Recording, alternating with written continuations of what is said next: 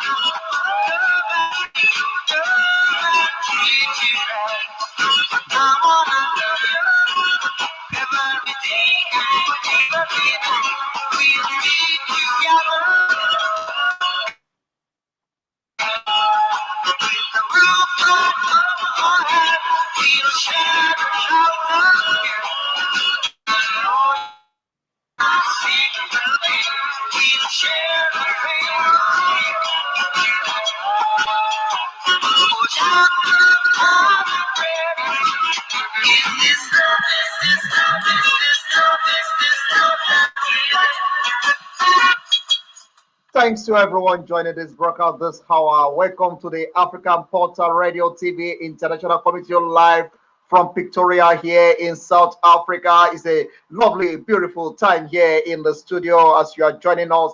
This is happening right here, right now. Happy Democracy Day to all Nigerians and happy birthday to everyone celebrating their birthday today.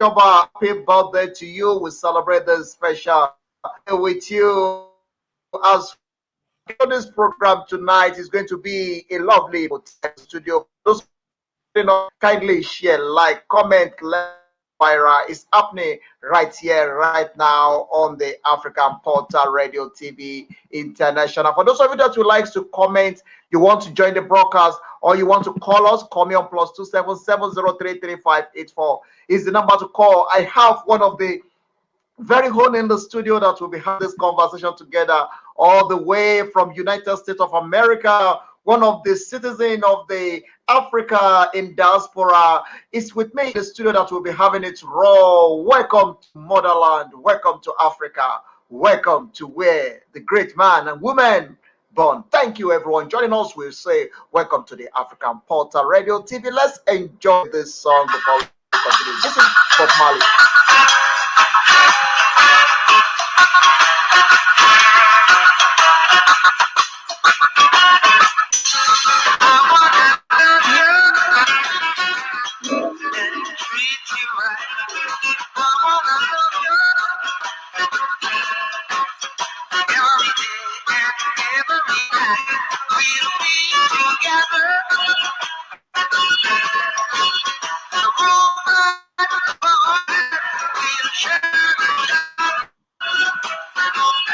It is a beautiful, lovely time here. Let me take time to greet everyone all over the world in South Africa, Dumela, Moloi in East Africa, in northern part of Africa and the rest part of the world.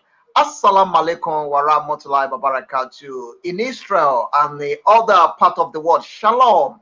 Shalom to everyone. Hello in English speaking country. Bonjour. How welcome to the African Portal Radio TV International. If you are joining us, kindly share, like, let it go viral. It's going to be a beautiful time. My Dario Luso. I'm coming to you live from in South Africa.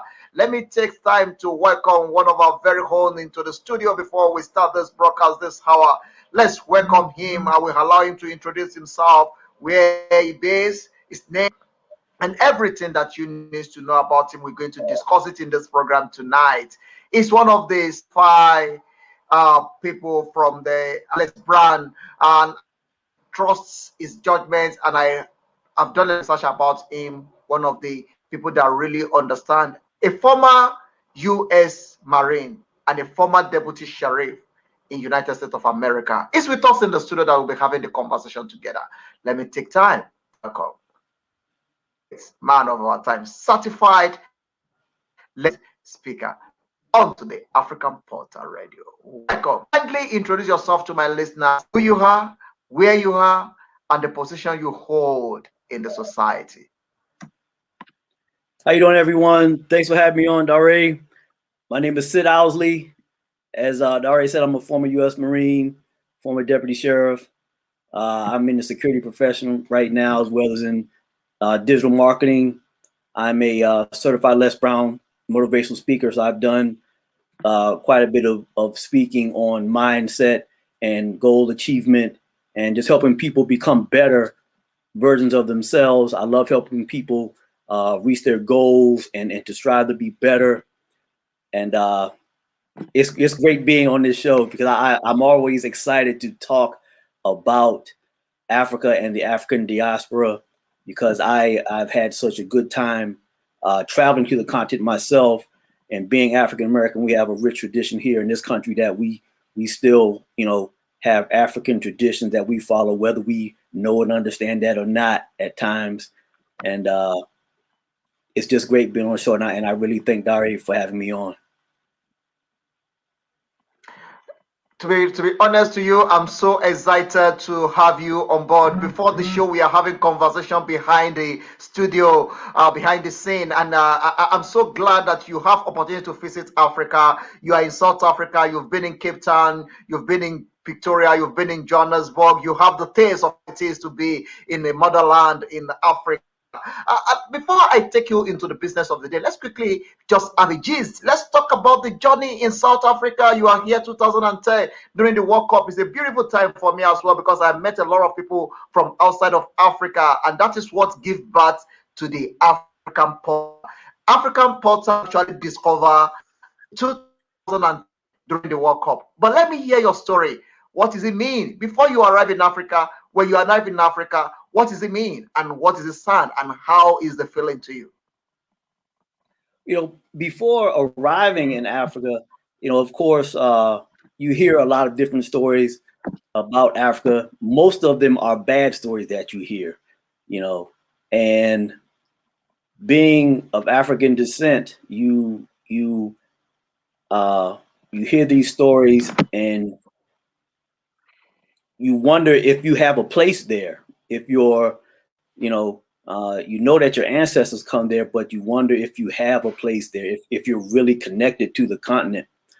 And so my thing is the only way to really find that out is to go. And so it had been a dream for me to go for many, many years. And a friend of mine who had done a lot of traveling and a lot of traveling in particular in Africa, I told him one day that, when the next time he went to Africa, that I was going to go with him. And so we were both actually in Brazil in, I believe it was 2006. And it had been announced that South Africa had the World Cup, had just been awarded the World Cup.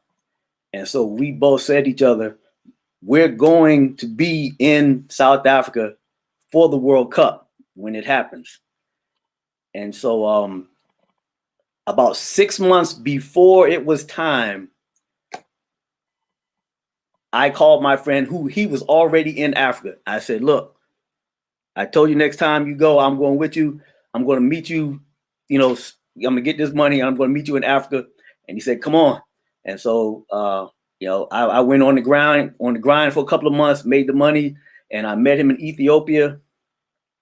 And I was so excited. I always love telling the story. I was so excited.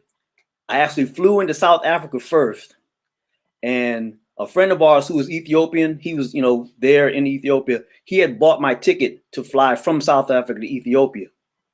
I was so excited that when I flew into South Africa and I went to the Ethiopian Airlines counter, it was closed. I had totally forgotten that my flight didn't fly until the next day to go to South Africa. And so I'm walking around the airport because I hadn't arranged a place to stay. And I was actually waiting on a chunk of money to be deposited from some business I had just done. So I had some money on me, but not as much as I really wanted to have for an emergency situation. And I remember walking around the airport, and there was a young sister who she had to see me walk past her about 5 or 6 times. And she finally walked up to me and said, "Do you need a place to stay?" I was like, yeah, I need a place to stay. And she showed me a brochure of a lodge, somewhere out, from the airport. He said, "Well, this is $70 a night, and you can stay here." And I was kind of like, well, I don't know, is this real? Are you a airport hustler or something like that? And the sister told me, she said, "Don't worry, brother, everything will be okay." I said, "All right, I'm gonna roll with it. I'm gonna roll on faith. Everything's gonna be fine." And I went and stayed at the inn, and everything turned out fine the next day. They gave me a ride back to the airport, and I was off to Ethiopia. And I met my buddy in Ethiopia, and the airline lost my luggage for about 10 days. So I was in Ethiopia wearing the same clothes for about 10 days. But I had a great time in Ethiopia. And, of course, the food is wonderful. The people are wonderful in Ethiopia. And I was there with friends. I was actually there with some people that I already knew that had been to the United States. And so after that stay in Ethiopia, we flew back down to South Africa, where we had another friend who actually had a work assignment. She was from Tanzania, and I hope she's watching now. Well, she was from Tanzania, but she had a work assignment in South Africa for, I think, about almost a year. And so stayed with her in South Africa. And what wound up happening is that my buddy and I, we went on our own journey. We actually traveled through South Africa, Namibia, Botswana, and Zimbabwe. And so the whole trip was actually 6 countries. And I had a great time, met a lot of people, and the way that we traveled, we didn't really plan anything. We hitchhiked, we rode the tour buses, met people.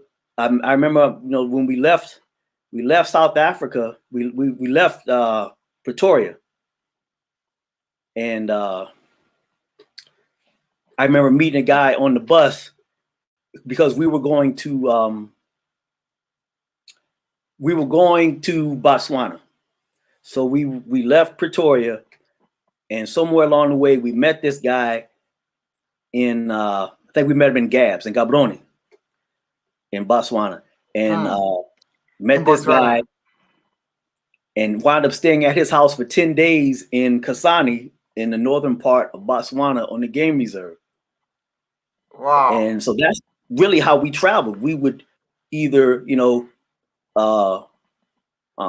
ride on the tour buses or ride in the Kumbis, or sometimes we hitchhike. When we left Botswana, we were out on the side of the road, and the guy in Botswana said, "You guys want to go to Namibia next, right? Well, the next car that comes from this direction, they're going to Namibia. Stop them and catch a ride." And that's what happened. I met some other people who they were Zimbabwean but lived in Namibia, and they were coming through Botswana and stopped the car and say, "Hey, we want to go to Namibia." and we thought we just going to ride across the border, and we wound up riding 20 something hours with them to the capital of Namibia, which is Windhoek, and stayed with them for about 10, 11 days. Wow. Wow, wow, wow, wow. What a beautiful trip. So in total, how long did you stay in Africa before you went back to United States? 6 months. 6 months. Wow, wow, that's lovely. Okay, okay. Tell me, what is it like? What are the news? What are the things that you hear about Africa before you arrive in Africa? What are the one of the things that you actually people tell you about Africa before arriving here? Is it true when you get here, or is it different to what they told you before you arrived? Well, you know, Dare, especially being an African American, an American period, you know, the images that we see of Africa, probably the biggest image that will stick in anyone's mind who is at least 30 to 40 years old is the images that we saw in the 70s and 80s of the drought and famine that happened in Ethiopia. Right. The picture of the children, and they were, starving and had flies on their face, things like that. That image is what sticks out in people's minds. That image stays in a lot of people's minds about Africa. And that's what a lot of people are led to believe Africa is about, that, people are starving, and that, there's always war, and there's no infrastructure, and, that there's, the other contributing factor is the first Coming to America movie, where they had the animals running through the palace and stuff like that. Those images are what really sticks in people's minds about Africa, here in the United States. So, those are the things that I heard.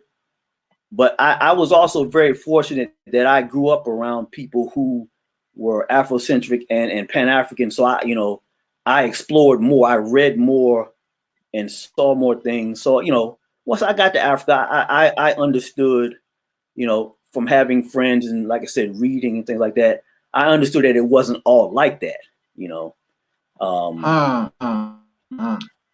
which, is and I advise anyone that plans on coming to Africa to do your research first, so that you don't have all these preconceived notions of there's only people starving in war and this stuff in Africa. That's not true. Wow, wow. I like what you say. I like that. But let's quickly look at it. You personally, you have opportunity to be in Africa. You've been around a few countries in Africa. But before you arrive here, what is the media space like in United States, where you are born and grew up? What is the media actually portrayed about Africa? The media in America, what they portray about Africa? They portray that there's warlords riding around in jeeps, shooting AK-47s, in the air, all the time, and that there's people who only live in huts and things like that. That's a lot of what the media portrays in the Western world. They portray Africa as just being a totally dysfunctional continent, and they really acknowledge that Africa is a continent, and that there are different countries in Africa. They just say Africa, like Africa is just one monolithic place, and that all the cultures are exactly the same, and there's the notion of they speak 200 languages in that. They may say some African country, and like I said, that's supposed to pertain to all Africa. Well, they speak 20 or 30 different dialects in that one place. Like that's primitive or something. If you can come up with a different dialect, that's not primitive. That is advanced. If people are speaking different dialects but still communicate with each other, that's advanced. That's not a primitive thing. That is a very advanced thing. But Africa is twisted in its the story of Africa is twisted and turned in such a way that the things that are advanced about Africa are made to look primitive and stupid. And you know, the funniest part of it is that a lot of people, millions of people in other parts of the world actually see the Africa the way you actually, because that is the same kind of information, I mean, putting in the space about Africa. And to the glory of God, that is one of the things that actually gave birth to the African Portal. Let me give you a bit of story of what happened. Why the African Portal? 2010 World Cup, I'm working for a company called Junk Mail. I'm at the front line as media personnel, and I have opportunity to meet a lot of people. Oh, thank you very much, Jerry Arabian, all the way from United States. Please keep sharing it, keep talking about it. Thank you so much. Your comments means a lot to me. Please keep it up, keep sending those comments out. Thank you very much, Jerry Arabian. Is one of the friend of this house right there in United States of America. Thank you so much. God bless you. Keep it up. A lot of people arrived in Africa 2010 for the World Cup, and I have opportunity to travel around the cities in South Africa, meeting different people from different part of the world, and I'm shocked with the kind of information they are giving. I met a guy from Greece. He was telling me that no, the parents actually tell me not to come to Africa, that if I came to Africa they would disown me, but I took it upon myself that I'm coming. If you want to disown me, you can disown me. But they now advise him that if you know you are going to Africa, make sure you put on bulletproof on a daily basis. Everywhere you are going, wear bulletproof, because bullets fly all around in Africa. They are still living in in the jungle. They're still, side by side with monkeys, and their behaviors are like monkeys. And I was sure I got that same information from more than 20 people. And I was like, how can somebody have this kind of impression against a fellow human being? Is it because this is Africa, or what exactly the problem? So that was what actually give birth to the African Portal. I was curious. Then I went on research. Let me go and check, where are we coming from? Then I realized that the first university in the world was actually in Africa, in Mali. The one of the biggest hospital in Africa, in the world, is South Africa, Barakwana Hospital. And I start doing a lot of research, talking about the empires, talking about how we move from Egypt, how Egypt is one of the greatest kingdom in the past, how Africa have been in charge of, how Africa is the one that with everything that is happening in the world was discovered in Africa. 65% of the wealth of the world is in Africa. The 75% of the resources of women, of that resources is here in Africa. So why these people now come up with this idea of belittling us and telling us that we live in side by side with monkeys and stuff like that? The guy was actually flabbergasted to get to Cape Town. But he saw Cape Town. I can't believe that it's a beautiful place like this in Africa. When he got to the highway, he saw the 6 lane, 7 lanes on the on South Africa N1. He was like, I can't believe it. He got to the stadium in Johannesburg. It was like, no way, this cannot be Africa. And during that time, is the winter time. It's very cold. And they were like, no, the winter here is even more stronger than that we express in Europe. So why am I saying this? Is that a lot of people will be listening to it later. Africa is home for all womankind. This is where your spirit belongs. Africa is not a jungle. Africa is a beautiful place that you need to visit. You need to be in Africa. Africa is home for all. Thank you very much for you visiting Africa and see it by yourself. So you are one of the people that you will let people know that there is so much to learn about Africa, above what the medias are putting in this place. The world medias just put whatever they want to put. But that is why the African Portal will only portray the good side of Africa. We will talk about the good side of Africa, not only Africa living in Africa, because we are not Africa because we are born in Africa. We are Africa because Africa is born in us. So it's not about you are born here or you are not born here. Africa is ideology. Africa is a lifestyle. Africa is something that we need to embrace, and we live it every day. I come out every day and have this show, and I have different people from part of the world on the African Portal having a conversation, letting them telling their story. The time is gone that somebody will be telling our story for us. will not take that anymore. We will tell our story by ourselves, and we will let the world know that Africa, we are the most intelligent and the most beautiful people in the world. Thank you very much, Ramon. Thank you for joining us. I really appreciate it all the way from Johannesburg. You can call in. Call in. Let's have a conversation together. Call on +277033584.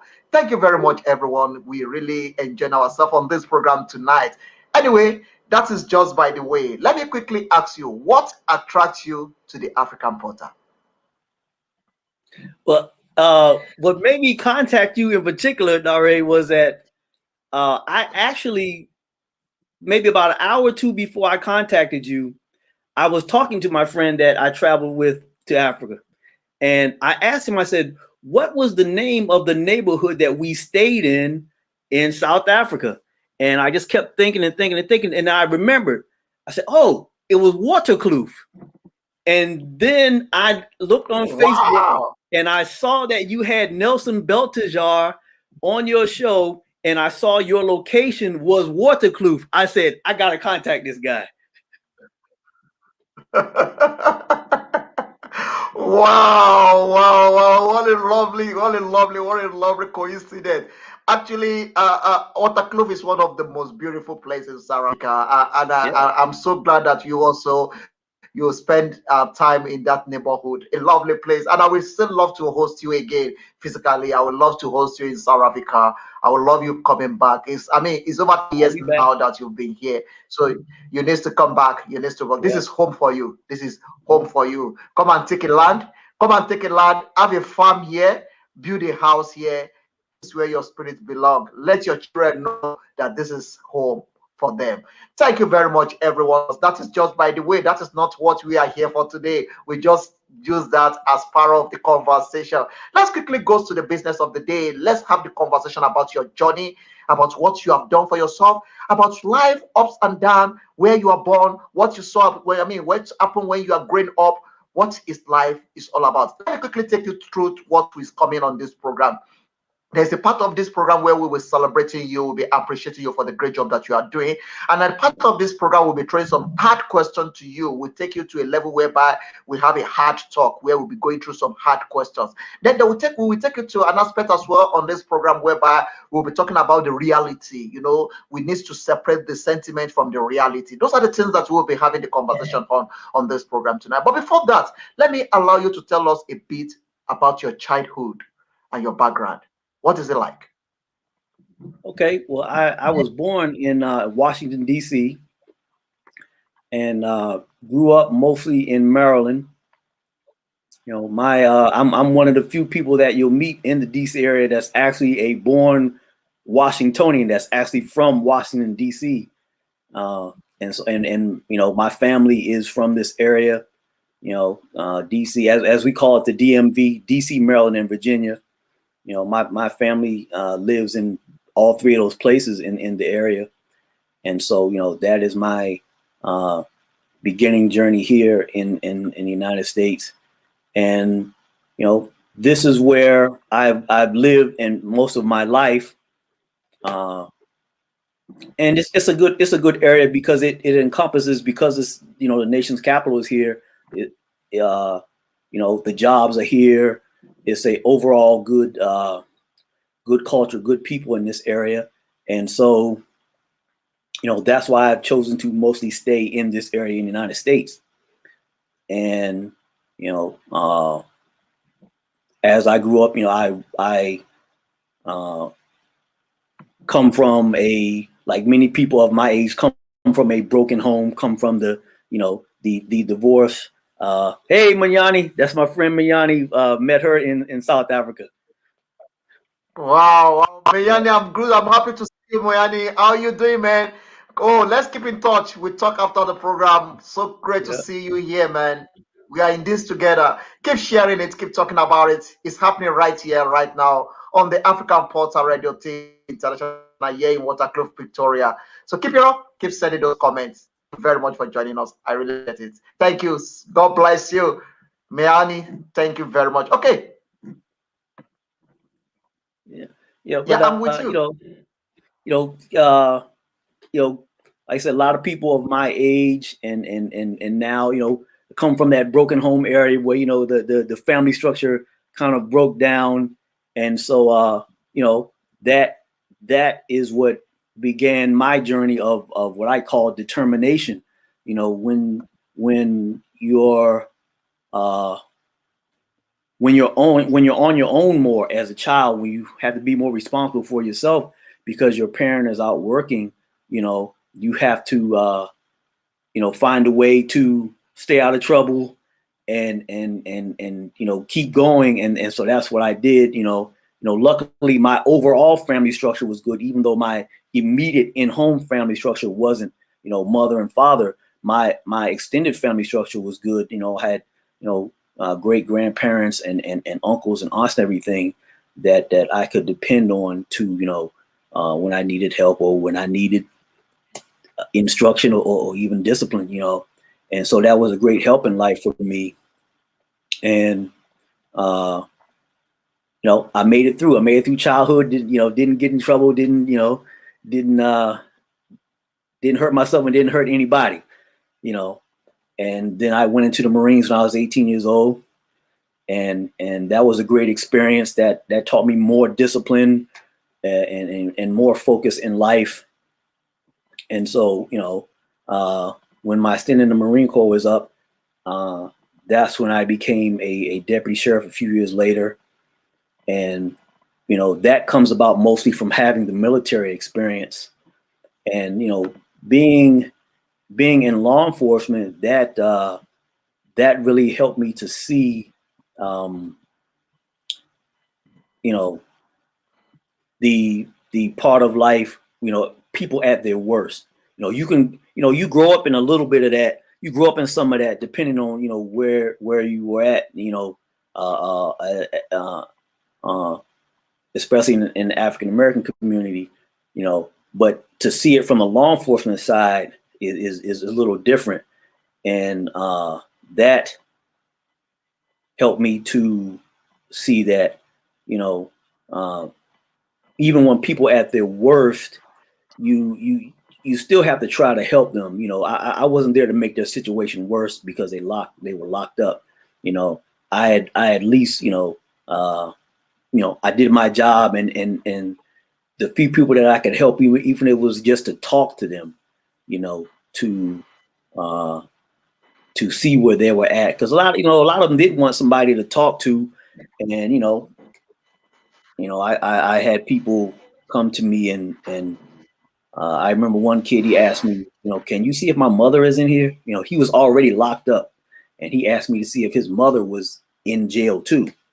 You know, uh, and that you know uh, that can throw you, emotionally a little bit, things like that. And you see, see family, you see generations and things like that. And so that leaves you with, at least it left me with an impression of, okay, I have to find another way to channel this to be able to help people. And so that's one of the reasons now why I focus on being determined, helping people to be determined and focused on, achieving their goals and doing better in life, to let people know that you don't have to let your circumstances, where you come from, what has happened to you, that doesn't have to be your whole story in life.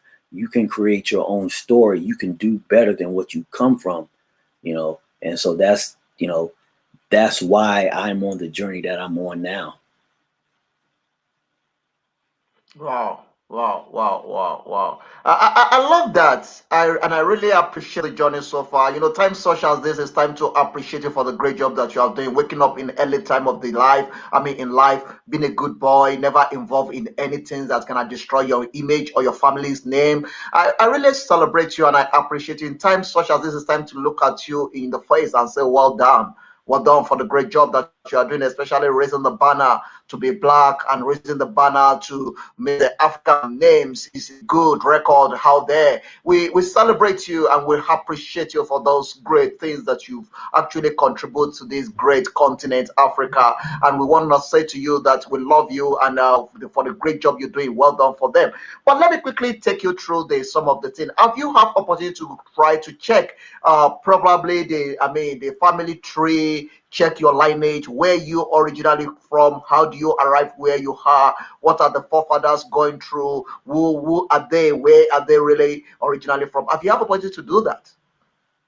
Yeah, I actually plan on doing that. I haven't done it yet, but it is something that I plan on doing actually within the next few months to do that, so that I can see, where on the continent my particular lineage comes from, because that's everybody. Well, many people have that desire to know, and more and more African Americans are doing it, and I guess people from other parts of the Afro diaspora are doing that, so that they can trace back their lineage and see, where they come from.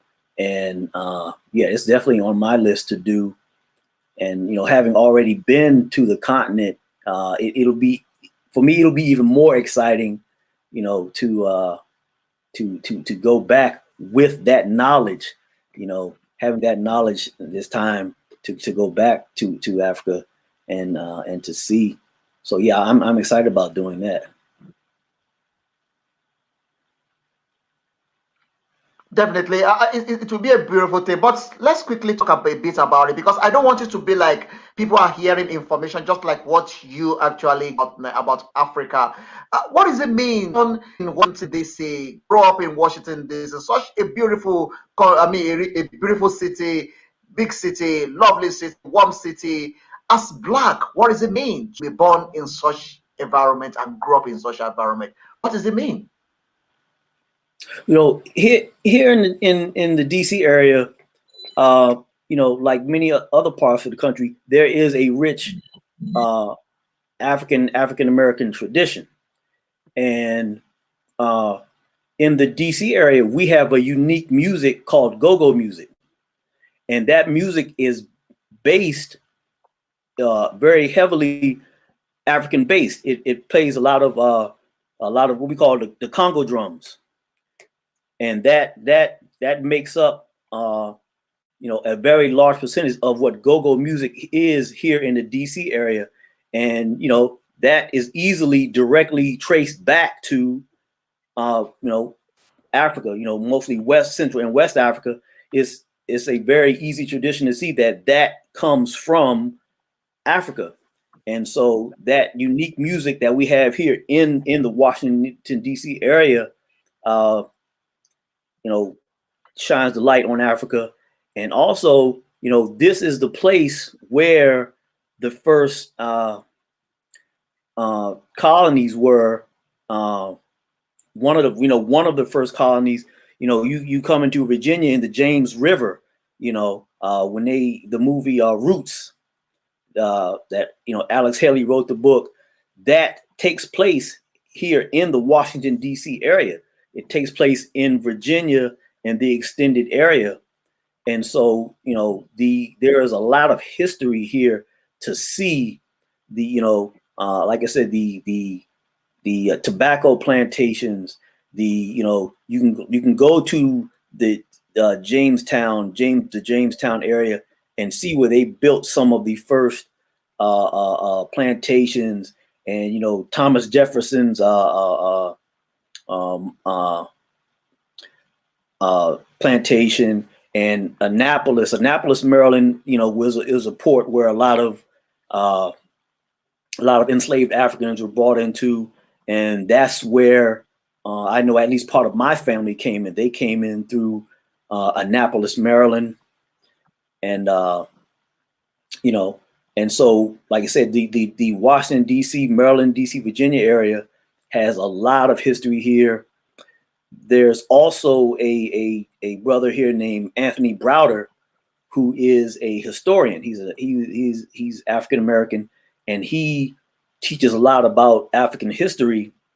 And his main focus is on Kemet, which the Greeks call Egypt, but it's actually called Kemet. And so he does a tour here in the Washington D.C. in Washington D.C.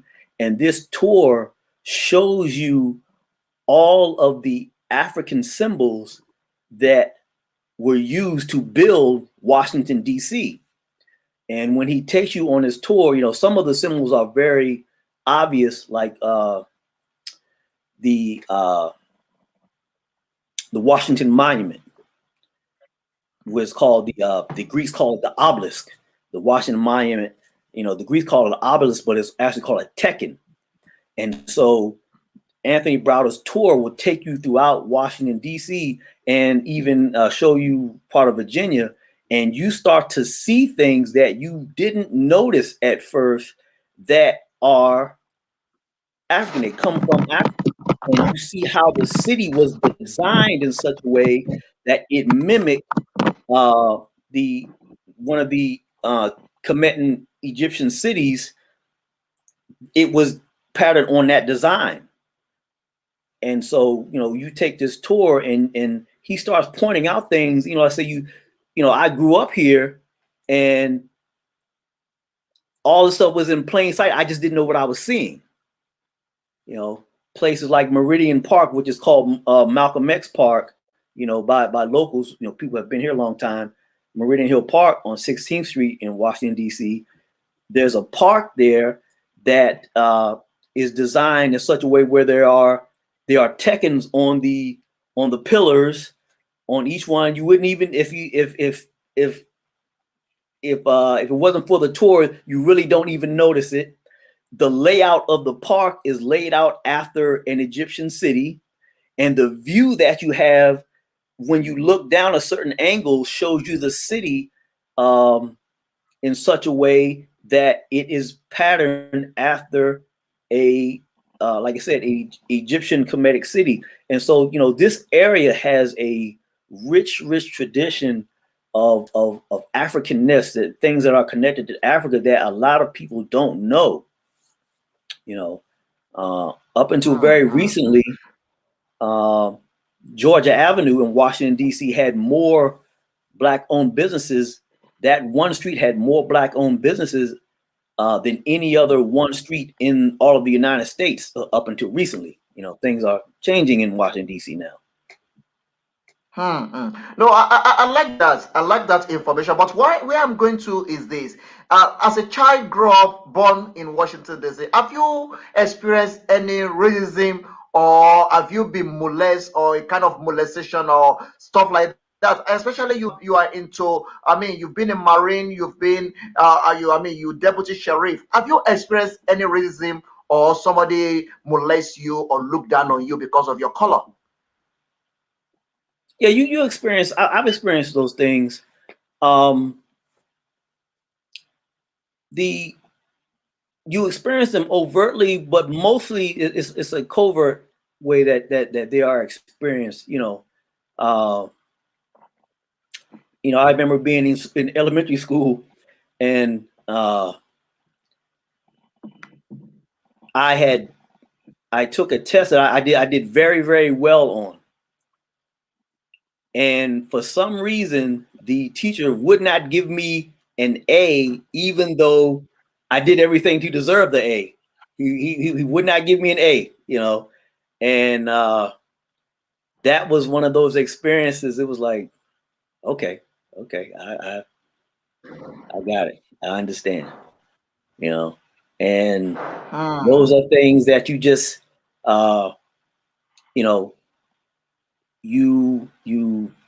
you take in those things and you use them as fuel to do better.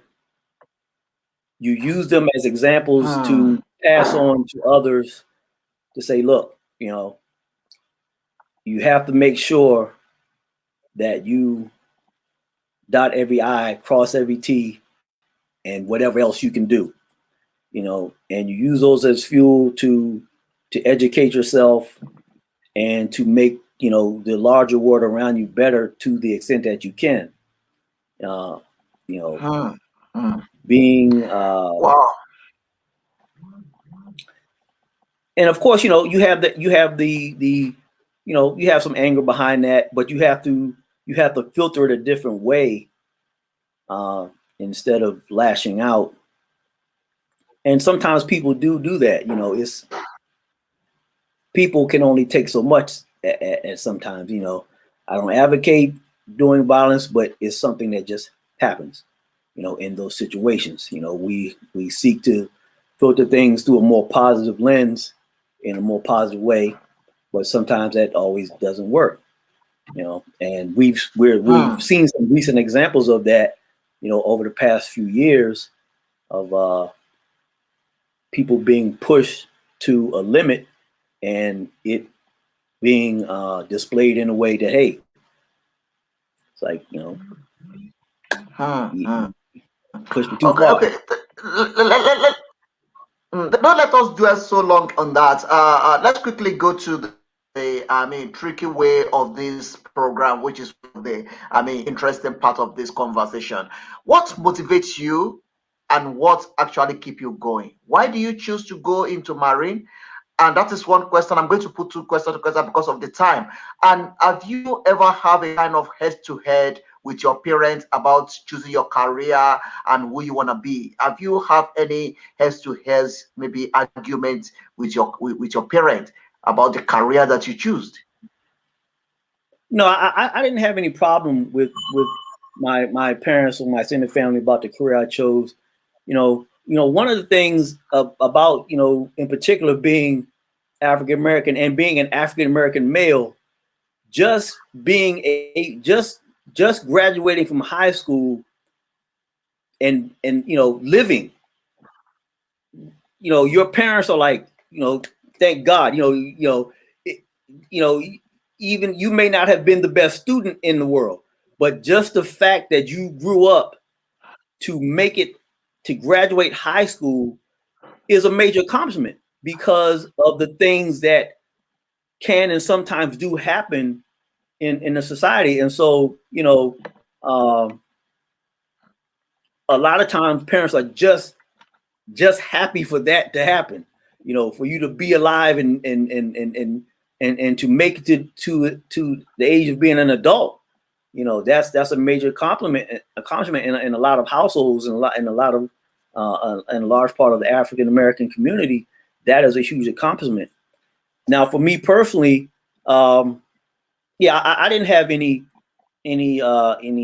problems with my family about me going into the military or anything else, because as a parent, and as especially as African American parents, you know you got you grew up, you graduated, and you're going into something that can make you some money. Look, like I said, those things you know are are are major accomplishments in African American households, because things can go very, very different. Things is so is we're used to seeing stories that are usually not so good for young people. And so almost anything that you can accomplish that is better than being on drugs, going to jail, hurting somebody, hurting yourself, Hmm. is a major accomplishment. And Hmm. anything above that is just like that's like icing on the cake. you know Hmm. uh, Hmm. Hmm. Wow. Wow. So what motivates you? What keep you going? Where do you derive your inspiration? what drives me is wanting to do better, uh wanting to do better for myself, but also to help other people. Because I my own struggles. You have your own struggles in life, and you have your own struggles in uh uh I've created businesses and things like that, and have my own struggles with that, and just wanting to do different things in life, see different things, learn different things, like traveling. Traveling is something that, especially, um you start talking about you're going to a different country, and people start to look at you like, oh, don't go there. And like we were talking about earlier, you mentioned going to Africa, and people look at you like, oh no, don't go to Africa, because you'll the you know they'll kidnap you and take you out in the jungle and you know eat by a lion or something like that, or uh the warlords are going to get you, or something like that. And so you know my mission is to help people who want to help themselves. I'm not here to convince anybody to do anything they don't want to do, but for the people who want to do better, have something different, but may not have the encouragement, may not have a path to follow, who just need an extra someone or somebody to give them some encouragement. That's what I want to do. I want to help people who want to help themselves, but have some hesitation, have some, someone in their life that's saying, well, no, you shouldn't do that, or that's bad, or whatever. Hey, think for yourself, do your own research, and know that you can take things to another level in your life. And having the failures and the setbacks and the disappointments, that's part of the process. That's why I say determination determines destination, because your level of success is going to be determined by your level of determination to succeed. You can determine your own destination in life as long as you keep going. You're going to have the setbacks, the failures. I've been through the bankruptcy, divorce, the business not working out, been through that stuff, and it takes mental fortitude. It takes daily commitment to say, I'm going to keep going. And it takes patience.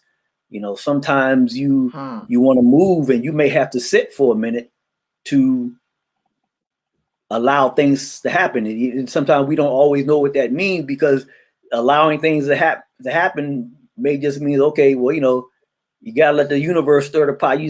Sit, the pot's on the stove, sit down, just, let it simmer. And it, whatever you're cooking, let it simmer, and it'll be done. Sometimes you have to sit, sometimes you have to move, and figuring out all that out is, that's part of the challenge. That's what you deal with every day in life. When to be still, when to move, when to allow.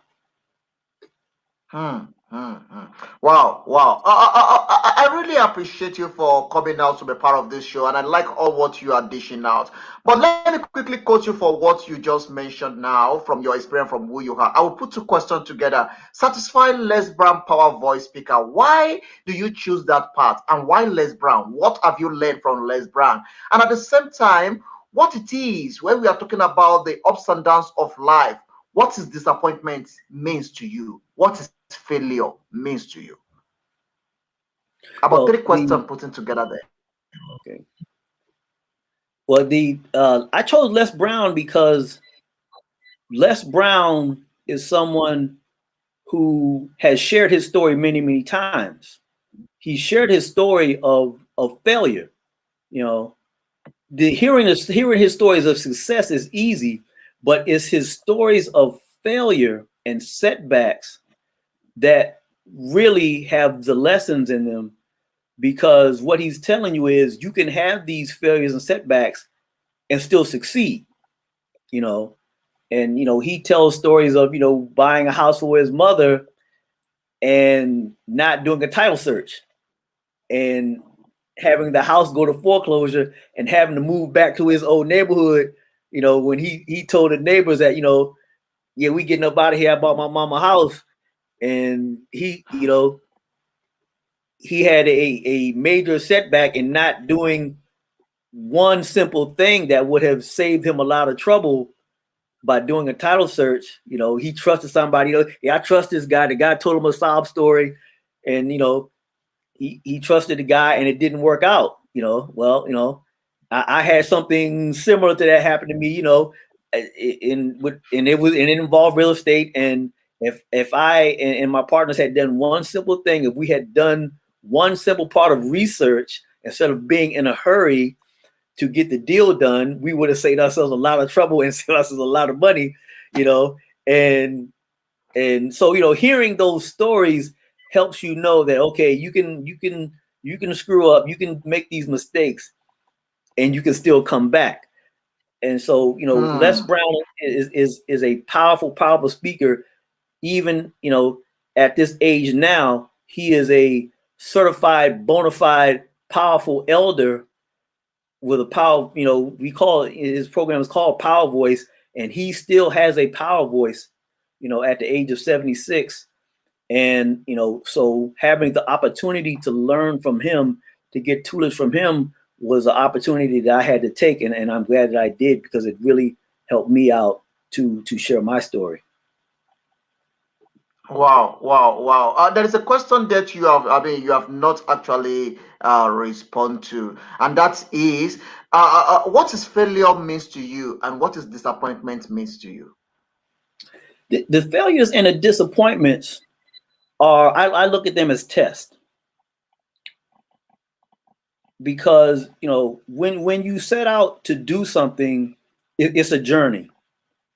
And so whenever you set out on a journey, you're going to have some setbacks and some delays. You're going to have some twists and turns. You're going to set out to go one place, and you may get lost and go somewhere else for a little while, and you never know what you discover. And actually, I used the trip to Africa as a way to share my story, because, like I said, we didn't really plan anything out as to exactly where we go, exactly where we were going to stay, but we met great people along the way. We, I said, we're going to when we were going to Botswana, we didn't know where we were going to stay when we were on our way to Kasane. Met the guy on the bus, stayed at his house for 10 days. When we wanted to go to Namibia, leaving that guy's house, he said, hey, when this car pulls up, stop them. They're going your direction. We thought we were just going to get a ride across the border. We wound up, staying with those people for, I think, a total of about a month. And we're good friends to this day. You never know who you meet along your journey. And so these failures and these setbacks will help you learn things that, you didn't set out to learn. You didn't think this was going to be a part of your journey. And so, the failures and the setbacks are tests and that you need to pass, that you need to go through, because they're there to help you learn something, and even if it's just patience. Sometimes you're getting a test in patience. You're getting a test in like the situation with Les Brown. He should have taken a little more time to do some research instead of trusting somebody, and he learned from that. And I had the same experience. And that setback helped me out later on in life. When other deals came, say, okay, I need to slow down and take my time with this particular deal, because I had a similar situation. And so I want people to understand that the failures, the setbacks, the delays, as Willie Jolly says, a setback is a setup for a comeback.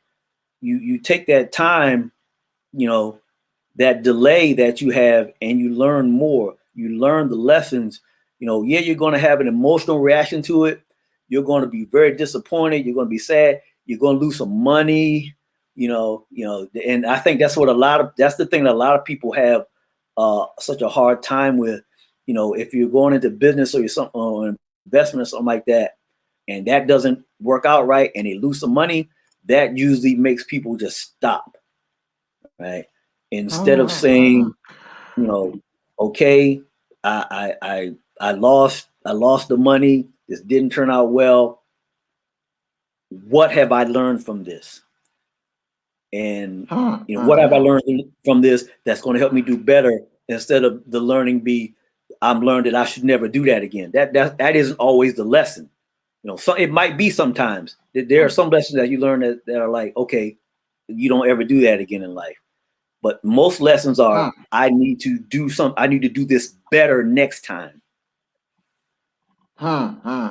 Wow, I love that. Let's quickly talk a bit about your organization, your your home brand, which is sidostley.com. What is it? What is it? What do you do there? What is it all about? Let's make some money. Let's get more people involved now. What is it all about? I want to give you 2 seconds or 2 minutes or 1 minute to quickly talk a bit about this, your products, your own brand.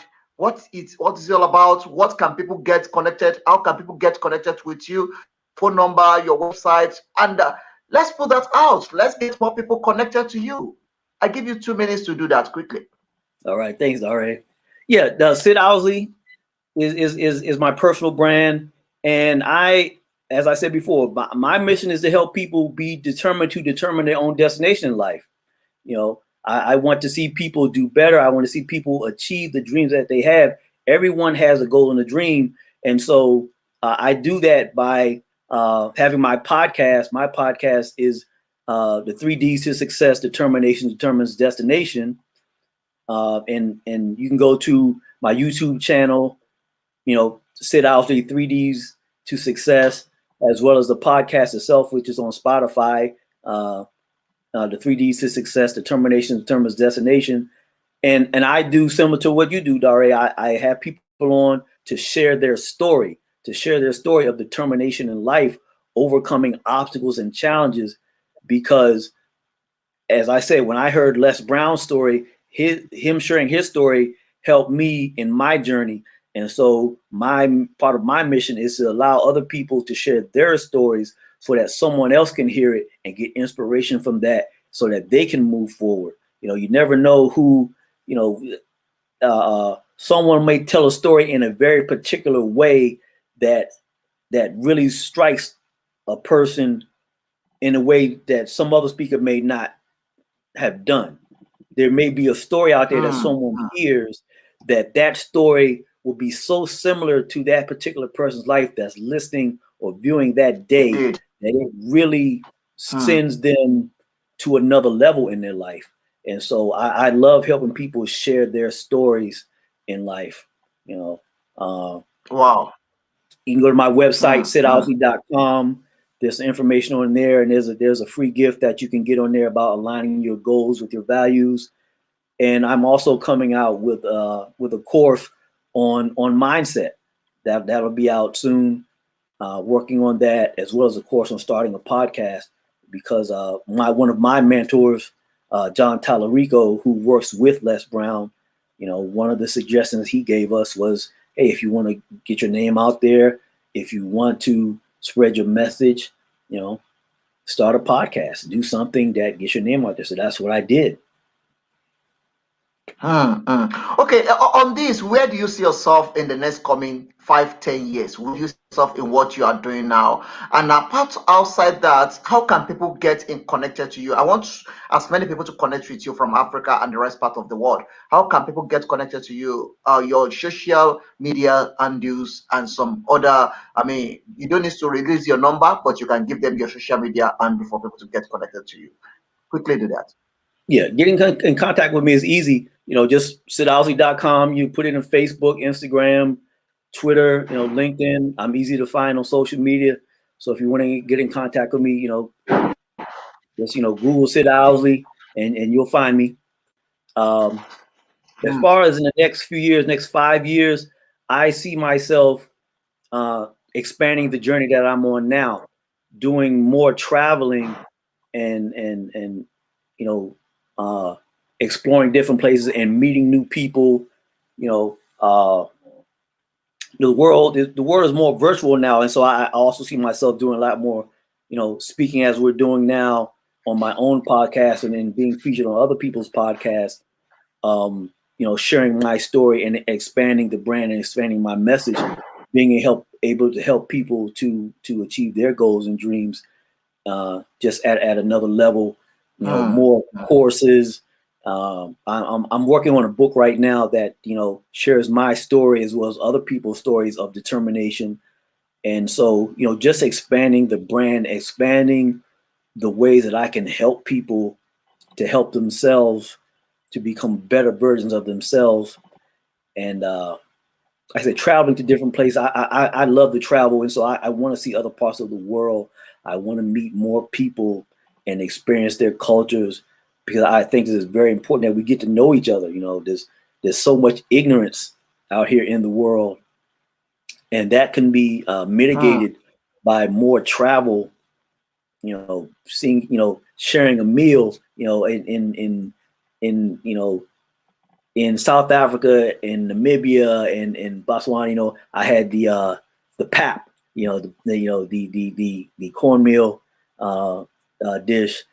And you're from Nigeria. I've had fufu. I had plenty of fufu. Been to Ethiopia. Had plenty of injera. You sit down and have a meal with somebody, and have a couple of drinks. You know, indeed, good indeed. things happen. You get to know each other, Mm, mm, and and mm. and you know one of my friends. I hope he's watching. Yanni's gonna laugh at this. One of our friends, he had a uh, a situation of, you know um, his family and his significant other family, had to deal with, a family situation, and black people, no matter where we are on the planet, we can always come up with an excuse to have a cookout or get together. And so this family situation he had, there was a what they call, sounds like a bride, Hey, he had a bride at his house, Right, right. so everybody's drinking, we having a good time. It's things like that, man. We can, no matter what the situation is, we can come up Mm, with a reason to have a cookout, a braai, or whatever. Drink some beers, and you mm, know mm, mm, have some meat, and cook out and stuff like that. You know and so it's things like that, mm, that I like doing. um you mm. know and that's why No, I want to do more. beautiful. Mm. Say again. Okay, I'm so excited that you mentioned that you are working on your book now. Definitely, when your book is out, I will definitely like to have it on the African Portal to actually pre-launch it on the African Portal as well. We have a book called the African Portal as well. It's written and launched here in Pretoria, South Africa, at University of Pretoria. It's on Amazon. It's on all the it's on all the bookstores online. The African Portal. I'm the author of the book as well. So you can also grab a Right. copy of that book. It will also show you some of the information about Africa, the black race, and some other stuff. I'm so excited to have you on this broadcast, and I'm still going to bring you back. We're still going to have more time. We already spent 1 hour, 7 minutes already on this It's broadcast, about but I'm that. enjoying myself with you because there's so much in you that I think we still need to explore. But before we step out of this program, let me just quickly throw these few questions to you. As somebody that is, certified lesbian power voice, if you have opportunity to speak to somebody that is addicted to probably alcoholism or to something that is addicted, and you need to talk the person out of that addiction, what are you going to tell the person, and what is the result gonna be? Well, someone who's in a situation, in addiction, you know, uh, they're gonna they're gonna need more than just talking to. But what I can offer them is the knowledge that where they're at isn't where they have to stay. They may be addicted to this substance now, but that doesn't have to be the rest of their life. That they can overcome this. A lot of times people who are addicted to these substances, and I saw a lot of this. You see some of it just growing up, but I saw it even more that on a different side when I was in law enforcement, because I worked in the medical section for a while. So I saw people who were addicted trying to come off these substances. And uh, a lot of this substance abuse ties back to, you know, physical abuse, family, broken families, abuse, child abuse, things like that. And so the people who are addicted to these substances, they need to know that the circumstances that have led them up to where they are now are not where they have to stay. That doesn't have to be the rest of their life. You have to encourage them and let them know that they can overcome this, and guide them to the professional help that they're going to need to overcome the substance abuse, as well as the professional help they're going to need to deal with the mental abuse and depression that they're dealing with, because they're dealing with depression and mental illness also with these substances, and so they're going to need several different kinds of help. But the first thing that they need to know is that they can overcome this, that it is possible for them to change their life, to turn their life around. And so, that is, the first thing I would let them know, that there is hope, that there is possibility, that you can, be determined to determine your own destination, even though right now, you may be, hooked on heroin, and your body is reacting to this substance. Yeah, right now it looks like this is the only thing that you're ever going to do in life. It doesn't have to be that way. And offer them the help. And once you offer the help, they have to take the next steps to accept it. Okay, let me quickly just take you to this, and this will be the last one. What is the greatest mistake that you've made in life, and what is the lesson that you learned from it? Well, I have a lot of mistakes I make. I guess you can sum it up. Usually the mistakes that we make in life are when we act out of a sense of loss, when we act out of a sense of fear of that we're going to lose something. If I need to hurry up and do this, or I might lose this, might be a deal, might be a person, might be, you just think that you have to rush and do something, and your judgment is not sound at that time. And a lot of times that rushing, that fear of loss is what gets us in trouble. And, the knowledge that what's meant for you will be there. Take your time. There are going to be times when you need to move faster, but that moving faster needs to be done with the proper knowledge and the proper mindset, not of loss, but of abundance. That knowledge of, okay, everything isn't perfect right now, but I know that what I need will be supplied to me, instead of I need to move fast now because I'm afraid I'm going to lose this. It's a play on your mindset, acting out of a sense of abundance, knowing that I'm moving forward. I know that what I need will be supplied to me, instead of I'm afraid, so I'm going to do. I need to rush and do this right now, or I may lose this. Those are two different mindsets. Those are two different places that you're coming from. And so let me quickly. Sorry that I'm rushing now, but because of the time, let me quickly take something like that. What does it mean? Or what do you understand between the word working smart and working hard? What is those two words? What does it mean to you? Working hard and working hard. The big difference between working hard and working smart is usually in the preparation that you do. In online marketing or any type of business, there's a hard way to do something that can usually that the way of making money real quick. It's going to put some money in your pocket really quick, but it's actually going to cause you to work harder over time.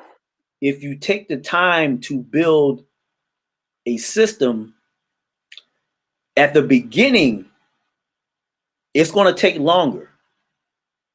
This is whether you're building an online business, whether you're building, a water system. I think Robert Kiyosaki of Rich Dad Poor Dad, the author of that book, he tells a story of a town putting out a contract for a water system, to supply a town with water, and two people are awarded this contract before a final decision is made. And the first person who was awarded the contract, him and his son start getting buckets, and they start going back and forth to the river, with carrying the buckets, and they're dumping the water into the reservoir for the town. Now the other guy that's awarded the contract, he goes away and he's not seen for 6 months, right? But during that time while he's gone, he's gathered investors and he's building a water system. So when he does come back after 6 months, they start construction on the water system, and they're done. Once they're done constructing that thing, they just flip the switch and the water starts coming. And that's the difference between working hard and working smart. In the beginning, you can work, you can put some fast money in your pocket in the beginning. But if you understand that at some point in time, you need to build a system, you need to put systems in place so that you can work smarter, you can work less upfront and have the systems bring in things for you. And that's what I'm working on now. It's a lesson in patience. It's a huge lesson in patience, because I keep asking myself, why isn't this done now? I want this to be done now. And, little delays happen, this happens, that happens, some of it's my control, some of it's not under my control, but what is under my control is my mindset. And so I have to say to myself, look, just stay focused. You know that you're building something, you're building a system, and that takes a little bit longer, but you're almost done. Once it's built, you will be very happy what you have done. And you'll be glad that you took the time, that you had the patience. I could have, I could have taken my focus off and maybe made some quick money, but would the system have gotten done? Would I have, I wouldn't be able to do two things at once, and so it's like, okay, just step back, use your time, use the resources that you have, your time and the money that you're using to build this system. Build the system, and then the system will work for you. And that's the difference between working hard and working smart. Wow, I like that explanation, and I'm believing that I'm still going to bring you back. Or I hope if I call on you again to be on this broadcast, you'll be happy to be here. Oh yeah, I'd love to be back on. That'd be great. All right, so let's quickly call it a day from here, because we have already spent beyond the time that we budget for this program. But I don't feel it, because I enjoy being around you, having having this chat and talking about things that have to do with life. But time is not on our side. It's getting late, and we have to attend to some other thing. I know it's afternoon time on your side. You still have some other thing you need to do on your side. Thank you very much for coming out to be part of this show tonight. I really appreciate it. Everyone, just thank you very much. But this is one of our very own in the studio with me that you are having the conversation. You can join the website as well. You can go to his website, www.owsley.com. Please go and support him as well.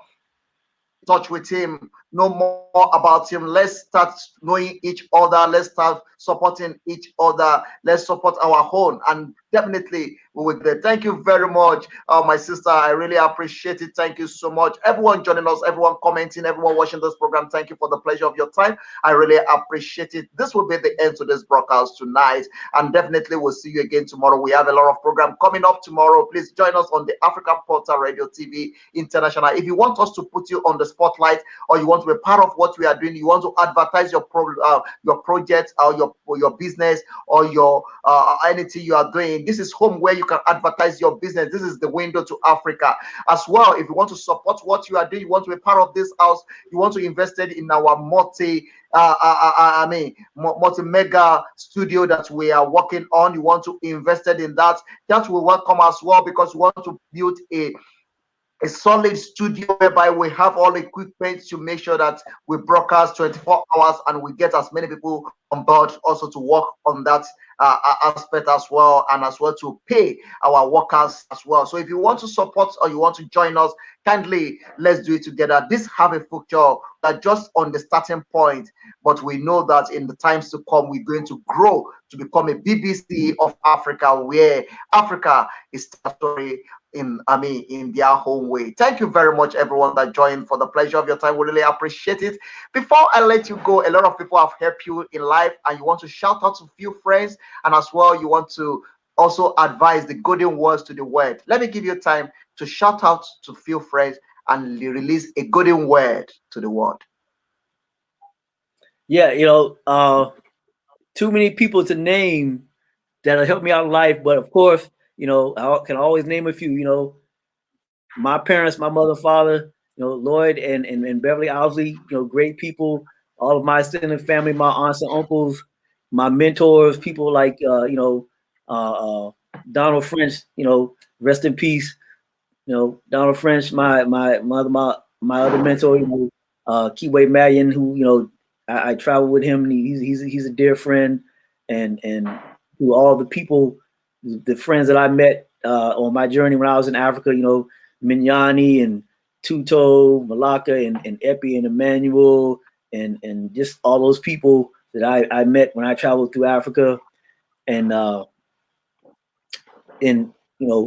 like I said, Les Brown and John Tallarico, Onyx Singal. People is like I said, I could keep going down the list for a little while, but those are just a few of the people who have helped me along my journey in life, and I feel so blessed and happy to have had those mentors so far in my life. I look forward to the mentors that I will have, and I look forward to being of help and being a mentor to other people. Okay, the golden word to the world, just a word to the world. My words to the world are that, like I was talking about traveling, let's get to know each other better, because we have to overcome the ignorance that we have, that's prevailing, so prevalent in the world. We can get to know each other better, virtually and face to face. Share a meal, share a drink, share a even if it's on Zoom or StreamYard. We can do this now, and so let's know more about each other so that we can do things better in the world. We can be better people, and we can make things the way they should be. Thank you very much for that. Everyone listening to us, I hope you enjoy yourself on this broadcast as we have one of very one all the way from United States of America city, Owsley, a former U.S. Marine and a former deputy sheriff, live on the African Portal Radio TV International, a certified lesbian power voice on the African Portal. I really appreciate you for the pleasure of your time on this program for tonight. Thank you very much. Keep watching it, keep sharing it, keep smiling, keep enjoying the grace, and keep doing the great thing you are doing. Please keep it up, and God bless everyone listening to us. Let's enjoy this music coming all the way from South Africa. This is Lucky Dube as we say goodbye to everyone and stepping out of this program. God bless you and see you again. Everyone that is watching, God bless you. Keep watching. Bye for now. Back in the ghetto. He had a whole much time, but he left all that behind. Oh, yes, I can hear it clearly, as he whispers in the air. He knows cannot lie. All he had for was a prayer that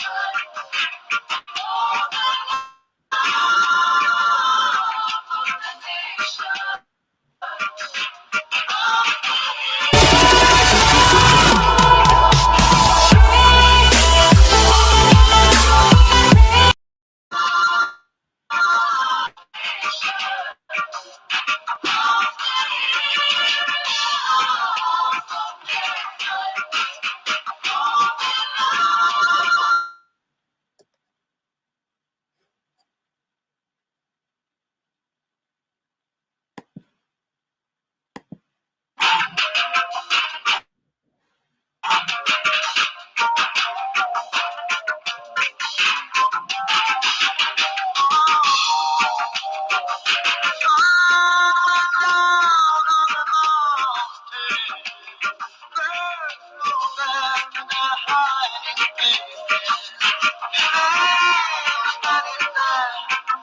a telephone pole in the still of the night, you and I dream.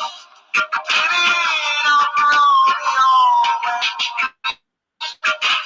and if it's about is the freedom of the nation, when every man will be equal in the eyes of the Lord. As if the Lord is his eyes for the last time,